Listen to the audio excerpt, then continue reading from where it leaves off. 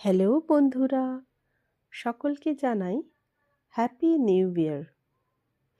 Happy new ইয়ারে আমি তৈরি করেছিলাম পিৎজা। প্রথমে একটা ছোট পাত্রে একটু গরম জলে ইস্ট গুলে নিয়েছিলাম।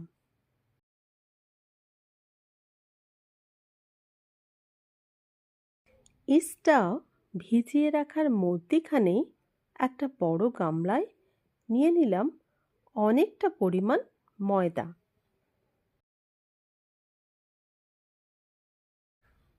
ময়দায় দিয়ে দিলাম একটু লবণ, একটু চিনি, অনেকটা পরিমাণ অরিগ্যানো, চিলি ফ্লেক্স। তারপর সেগুলো ভালোভাবে ময়দার সঙ্গে মিক্স করে নিলাম। ভালোভাবে মিক্স করার পর তাতে দিয়ে দিলাম বেকিং পাউডার। এরপর আবার একবার ভালোভাবে মিক্স করে নিলাম। এবার ওই ইস্টের জলটা পুরোটা ময়দাতে ঢেলে দিলাম। আস্তে আস্তে ময়দার সঙ্গে ইস্টের জলটা ভালোভাবে মিক্স করতে হবে। ইস্টের জল দিয়ে ময়দাটা মাখা বেশ কঠিন একটা কাজ। ময়দাটা বেশ কিছুক্ষণ মাখার পরে আমি তাতে দিয়ে দিয়েছি অনেকটা পরিমাণ তেল। আমি অবশ্য পাম অয়েল ব্যবহার করেছি। তেল দিয়ে দেওয়ার পর ময়দাটা আবার ভালোভাবে মেখে নিতে হবে। ময়দার ডোটাকে একটু রেস্ট করার জন্য র্যাপিং করে রেখে দিলাম আধ ঘন্টা। ডোটা রেস্ট করার মধ্যিখানেই আমি পিৎজা সস তৈরি করে নিলাম। প্রথমে পেঁয়াজ নিয়ে তাকে ছোট ছোট টুকরো করে একটা সসপ্যানে বেশ কিছুটা তেল দিয়ে পেঁয়াজটা দিয়ে দিয়েছি। এবার বেশ অনেকটা রসুন নিয়ে নিয়েছি। রসুনও খুব ছোট ছোট টুকরো করে কেটে নিয়ে পেঁয়াজেতে দিয়ে দিয়েছি। পেঁয়াজ আর রসুন ভালোভাবে মিক্স করে নিয়েছি।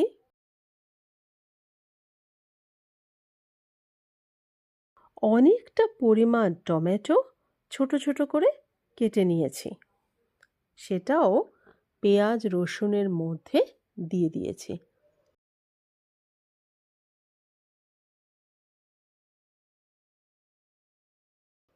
এবার তাতে অল্প পরিমাণ লবণ, একটু চিনি,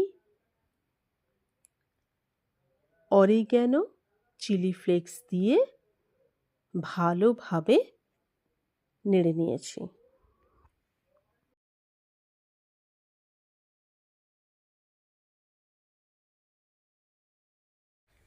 আধ ঘন্টা পর একটা ট্রে নিয়ে নিয়েছি।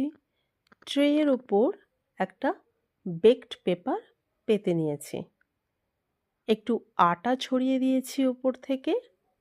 এবার ময়দার ডো থেকে একটুখানি কেটে নিয়ে বেকড পেপারের উপর ভালোভাবে পেতে দিয়েছি। ময়দাটা বেকড পেপারের উপর দেওয়ার সময় খেয়াল রাখতে হবে কোথাও বেশি মোটা হয়ে যাবে না, আবার কোথাও বেশি পাতলা হয়ে যাবে না। সব জায়গায় সমানভাবে ময়দাটা প্লেসড করতে হবে।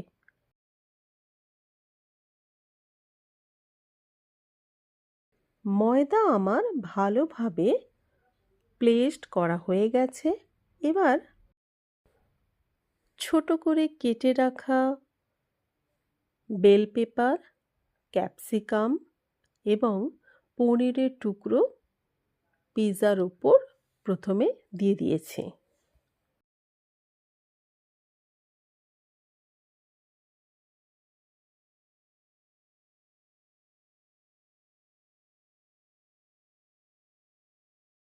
প্রথমে অল্প একটু চিজ কুড়িয়ে দিয়েছি, তার উপর পিৎজা সস বেশ অনেকটা পরিমাণ দিয়ে দিয়েছি। এরপর আবার অনেকটা পরিমাণ চিজ কুড়িয়ে তাতে দিয়ে দিয়েছি। উপর থেকে আবার অনেকটা পরিমাণ অরিগ্যানো, চিলি ফ্লেক্স এবং পাম অয়েল মিক্স করে দিয়েছি।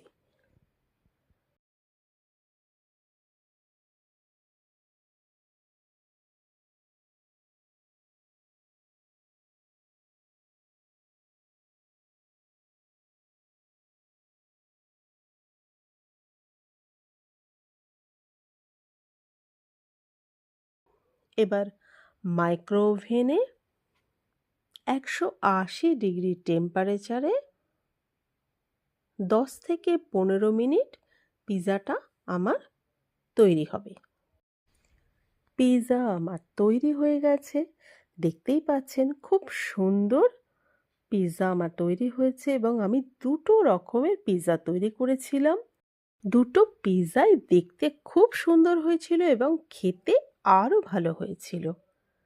এই রেসিপিটা আপনারা বাড়িতে অবশ্যই ট্রাই করতে পারেন এবং ভালো লাগলে আমাকে অবশ্যই কমেন্ট বক্সে লিখে জানাবেন পিৎজা কেমন হয়েছিল।